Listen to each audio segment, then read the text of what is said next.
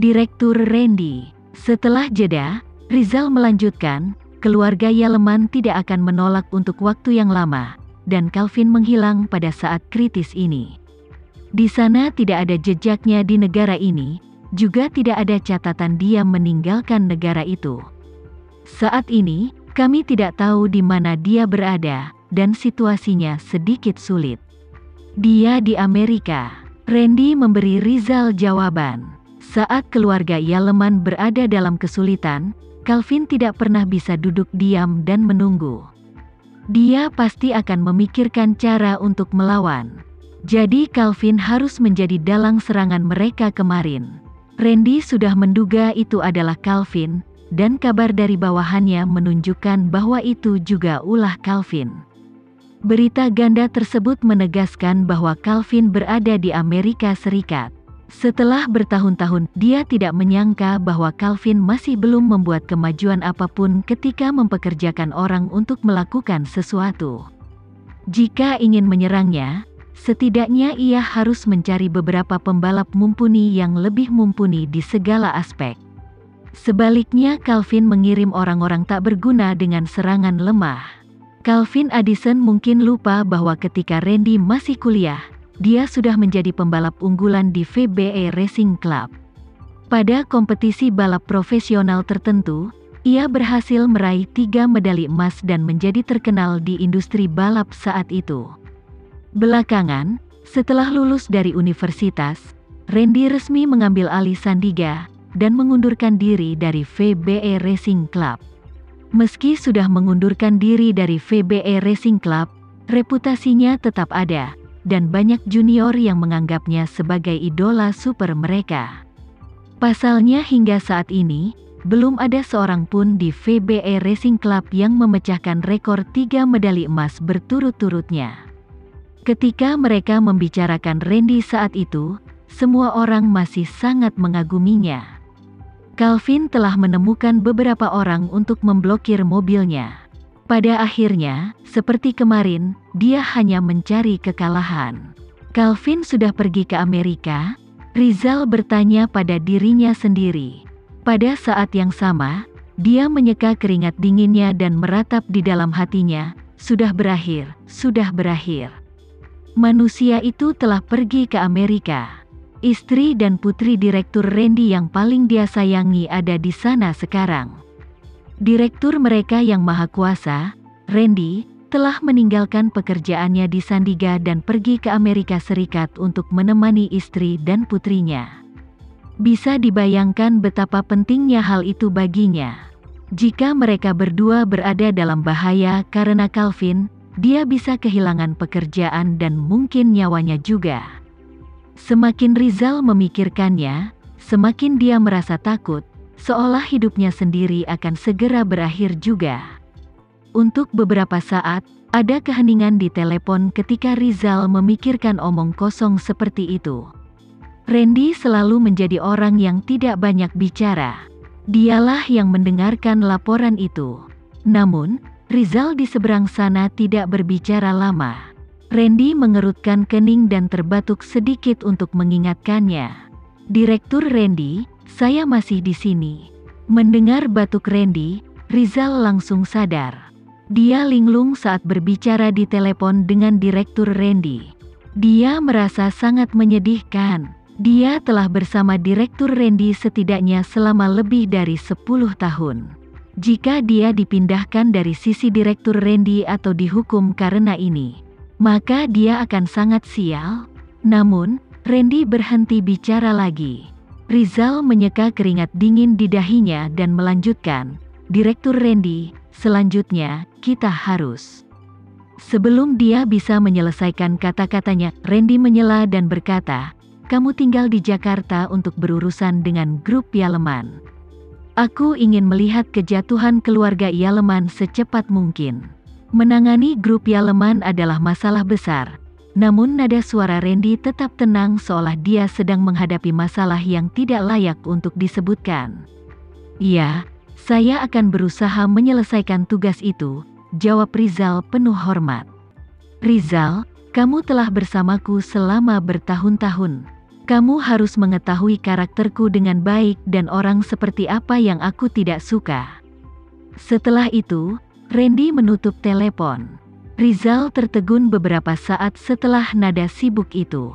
Tampaknya Direktur Randy tidak terlalu senang dengan momen pengalih perhatiannya. Direktur Randy memperingatkannya bahwa jika ada waktu berikutnya, dia akan benar-benar selesai.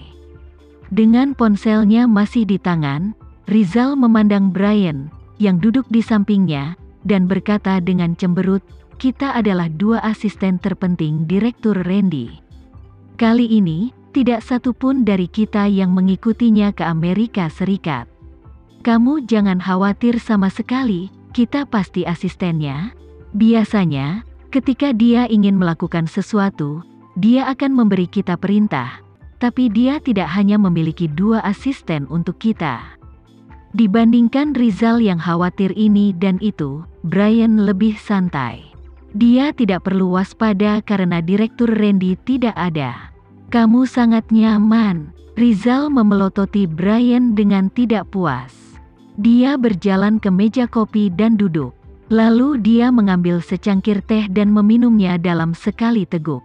Tidak nyaman bagi Direktur Randy untuk melakukan sesuatu saat kita tidak berada di dekatnya. Brian berkata, "Asisten khusus Rizal, apakah kau sudah terlalu lama bersama Direktur Randy sehingga kau hanya mendengarkan instruksi Direktur Randy, dan kau tidak dapat menilai sendiri lagi?"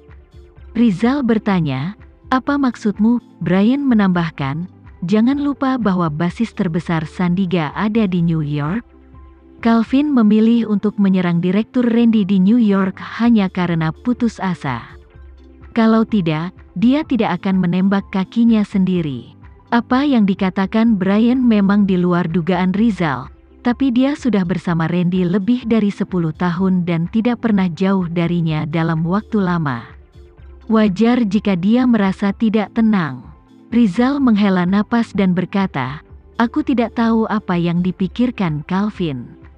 Aku hanya tahu bahwa aku berharap Direktur Randy akan segera kembali. Jika dia tidak ada di sini, aku tidak nyaman." Brian tersenyum dan berkata, "Untunglah aku yang mendengarkan. Jika kamu mengatakannya kepada yang lain, mereka mungkin mengira ada sesuatu antara kamu dan Direktur Randy. Kita semua laki-laki, apa yang ada di antara kita?" kata Rizal dengan marah. "Sekarang persahabatan antar pria bisa menjadi murni dan platonis. Tapi siapa yang tahu jika terjadi sesuatu antara kamu dan Direktur Randy?" Begitu dia mengatakan ini, Brian merasa telah melakukan kesalahan besar dan segera menutup mulutnya. Brian baru saja menarik perhatian Rizal, tetapi dia mengabaikan karakter penting lainnya dalam leluconnya Direktur Randy. Meskipun hanya Rizal dan dia saat ini, Brian merinding di sekujur tubuhnya. "Asisten Rizal, aku hanya bercanda. Jangan menganggapnya serius, dan jangan biarkan Direktur Randy mengetahui apa yang baru saja aku katakan." Rizal berkata dengan serius, "Brian, hanya karena Direktur Randy tidak ada di sini, bukan berarti kamu boleh bicara omong kosong. Jika Direktur Randy mendengar ini, kau dan aku mungkin akan segera dipindahkan." Setelah kejadian yang lalu, Randy telah memindahkan semua asisten dan sekretaris wanitanya untuk mencegah terjadinya rumor yang tidak diinginkan. Direktur mereka selalu melakukan sesuatu dengan tegas. Baik itu di tempat kerja atau kehidupan pribadinya, setiap keputusan yang diambil Randy sudah jelas. Jika Randy tidak mau menikahi wanita itu, dia pun tidak akan terpikir untuk mengencaninya. Jika dia ingin menikahi wanita tersebut, dia bahkan akan menghemat proses pacaran, dan langsung pergi ke biro urusan sipil bersama wanita tersebut untuk mendaftarkan pernikahan. "Aku hanya mengomel padamu. Kali ini tolong rahasiakan itu untukku. Aku tidak akan bicara omong kosong lagi." Kata-kata yang dia ucapkan tidak bisa ditarik kembali. Brian hanya berharap keberuntungan akan berpihak padanya dan direkturnya tidak akan mendengarnya. Memikirkan tatapan bermusuhan Randy, Brian hanya bisa gemetar. Kok bisa sebesar itu perbedaan antara Direktur Randy dan dia? Di hadapan bawahannya, Brian juga bersikap arogan dan dingin seperti Direktur Randy. Tapi kenapa dia tidak bisa mencapai efek intimidasi yang sama seperti Direktur Randy? Rizal berkata lagi, "Mari kita bekerja keras bersama dan menyelesaikan urusan Yaleman Group besok pagi. Aku juga berharap direktur kita Randy dan istrinya segera berdamai sehingga hidup kita lebih mudah." Direktur mereka Randy akan sangat gugup tentang segala hal yang berhubungan dengan istrinya. Tentu saja, bawahannya juga tidak akan mengalami hari-hari yang mudah. Dia hanya berharap ke depannya, direktur dan keluarganya akan harmonis, dan semuanya akan baik-baik saja.